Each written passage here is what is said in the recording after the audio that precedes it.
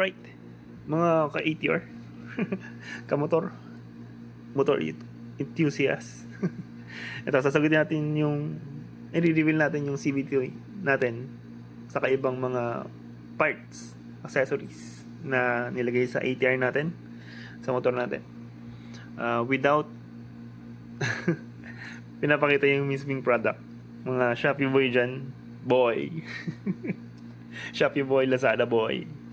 Okay. Okay, shoutout sa ATR 160 Club Philippines since 2024. Okay, simulan na. Una, syempre, pulley. From Indonesia, High Force pulley. H4R. Ang okay to, naka-bronze na. Tapos, may interlock system siya. Okay. From Indonesia. Good pulley. Pang ADV 160 yung kinuha ko. Good yun. Sakto yung angat ng belt. And then, syempre kung may... pala. Ito kasi walang backplate. Kaya, sunod natin yung backplate. RS8 backplate. Concave. Pang-click, PCX, ADV, etc. Concave yung kinuha. Then, maganda to. Kasi itong bilog na to, medyo nakaangat to. Concave nga eh. Then, itong part na to, yan, part na yan, na-smoothen na yan. Madalas kasi sa atin yung mga backplate na nabibili or yung stock natin, matatalim dito nila. Kaya madalas sinahasa yun dapat. Pero ito, pag binili mo to, almost smoothen na siya eh. Hindi mo na kailangan siyang hasain. Or so, maganda yung pagkagawa. Next, punta tayo sa slider. Siyempre, slider. Walang slider yun eh.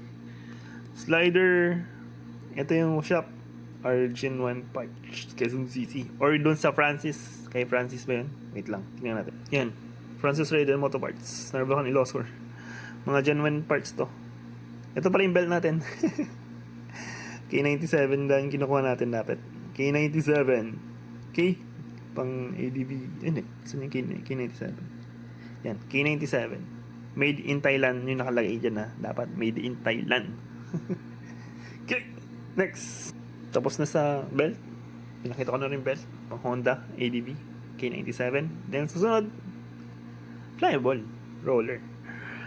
Koso. Sulit siya kasi nasa around 280, 300 plus lang. May 6 ka na flyable. Saka okay yung quality. Madami to sa Shopee. Then, meron din Dr. Pulley. From Indonesia rin nata to. Hindi ako nagkakamali. Or Malaysia. Dr. Pulley. Siyempre pang Honda. ADV, PCX, Vario, or Click. Okay. Next. Yung Hyper Pulley Pin. Hyper Pulley Pin. Nasaan na yun? Hyper Pulley Pin. Hanapin na natin sa Shopee. Yan. Mga ceramic na Hyper Pulley Pin. Una kong nagamit na ganito is for Honda Click, Pitts Bike. Pandemic days. Ginagamit ko siya. Nasaan na ba yung Pitts Bike? May Pitts Bike pa ba dito? Ang dami na kasing brand. May MTRT, 41SM, nung nagsilabasan din sila ng Hyper Pulley Pin or ceramic pin bushing. Pero pinakauna kong nakita na gumamit ng ganun is Pitts Bike. Hanapin natin si Pitts Bike.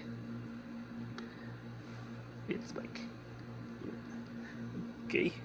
Pitts Bike. Yan, Pitts Bike. Magaan siya, hindi siya kinakalawang.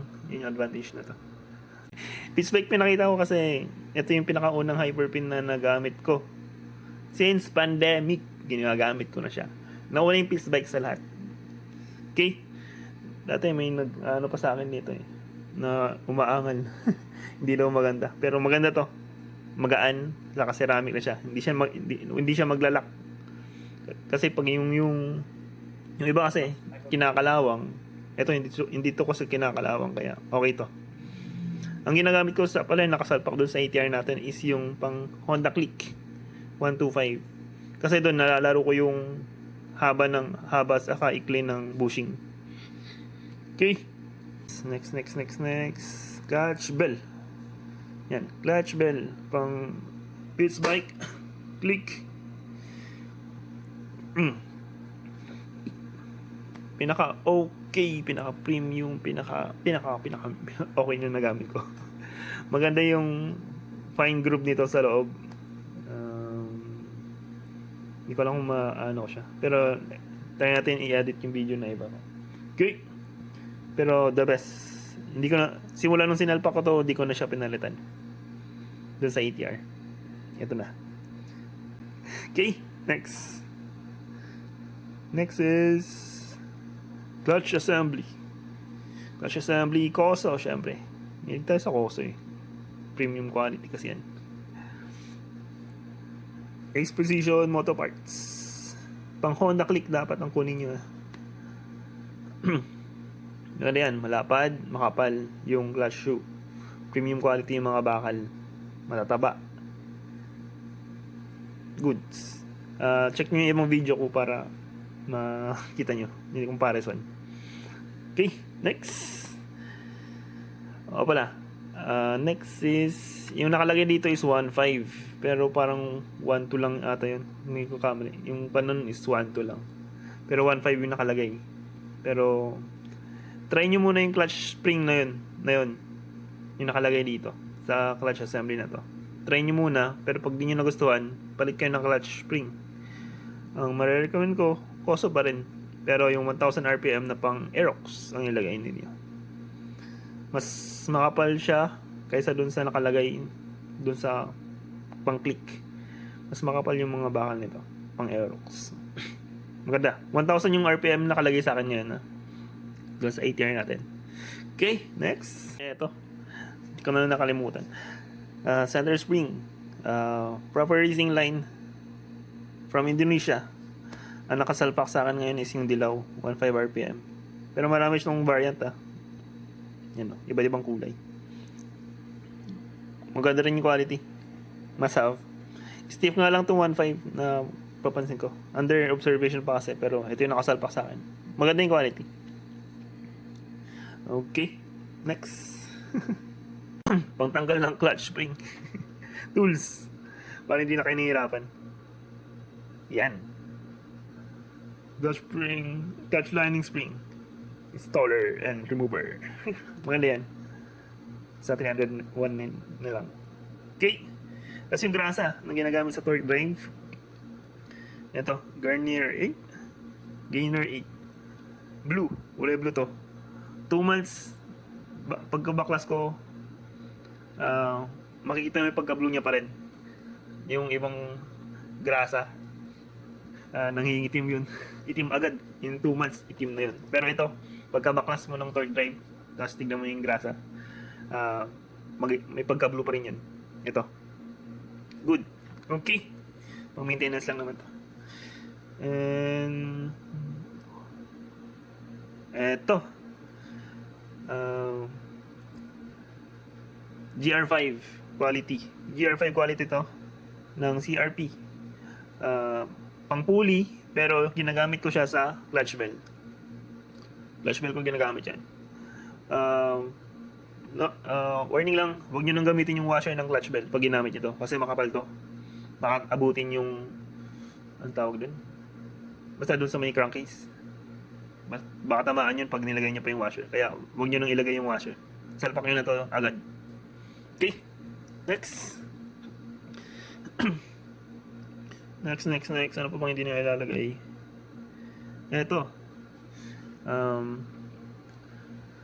Ito yung salak. Nut ng clutch doon sa torque drive. Clutch assembly doon sa torque drive. Maganda to. GR5 din to. GR5 quality. Not stainless. GR5 quality.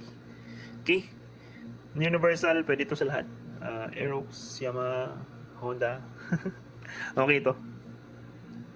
Okay. Next. Torsion control. CRP. Yung gamit ko. Tagal ko na nung gagamit. Una kong torsion control is Pitts bike pa. Doon sa click ko. Pandemic days. Pandemic days yun. Okay. Next. Ito. For aesthetic. Maganda rin yung nut ng torque drive ng pulley nyo. Pang Sunrising, Honda Click, PCX, pang Honda. Okay to, salpak din to agad. Pero hindi siya kasing tibay ng stock Ito pag nasobra nyo sa higpit, baka masira. Pero aesthetic siya. Kung sa tibay, mas okay pa rin yung stock. Naghahanap ako ng GR5 quality sa katulad ng sa CRP pero wala akong mahanap. Okay, next. Next. Ano pang hindi natin Ayun. Ito. Brake pad. Elig. Doon sa front natin, like 125, 150. Yan yung front natin na brake pad. Doon sa ako naman sa brake pad sa likod, sa rear. Pang ADV 150. Okay na yun.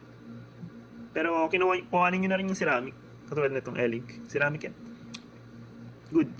May kamahalan, pero good. Ano pa ba? Mga iba na. Mga iba to. Ito is anti-kalmot ng pusa. Ito, mesh cover. Ang kunin nyo is yung triple XL mesh cover. Pasok yan. Gamit ko yan. Then, cellphone holder. Motowolf version 6. Version 6 to. Hindi ko kamali yan. Ayan. Tapos meron din tayong clamp syempre. Sa version 6, ang kunin nyo kung maaari is yung clamp na rin. Ganyan. Mga na to, may holder siya ng action cam. Katulad ng Insta360 Ace 2. Then, cellphone holder. Tatlo yan Tatlo yung holder niyan. 1, 2, 3. Ang daling ilagay, saka ang daling alisin ng phone mo dyan. Saka secure din. Must have din. Okay? Then, cover. Cover ng ating key. Remote key. Diba?